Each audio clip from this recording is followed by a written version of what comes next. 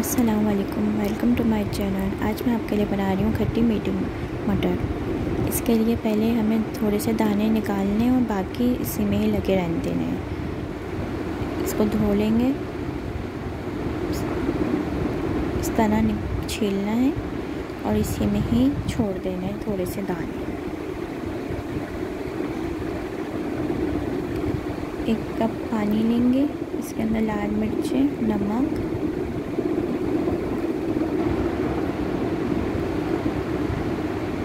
डाल के मिक्स करेंगे। इसको बॉयल आने तक पकाएंगे।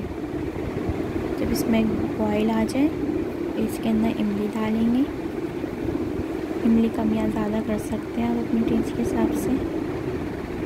चीनी डालेंगे, चीनी भी आप अपने हिसाब से कम या ज़्यादा कर सकते हैं। खट्टा मीठा अपने हिसाब से बैलेंस कर सकते हैं। इसको डाल के मिक्स करेंगे।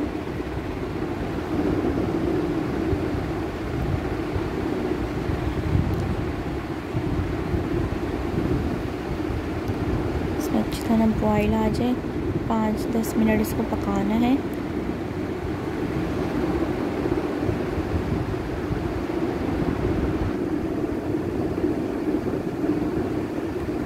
देख सकते हैं इसके अंदर थोड़ा सा इसका लिक्विड भी है पानी, और मटर तैयार है। अगर आपको मेरी रेसिपी अच्छी लगे तो लाइक, शेयर, सब्सक्राइब ज़रूर करिएगा। अल्लाह हाफिज़।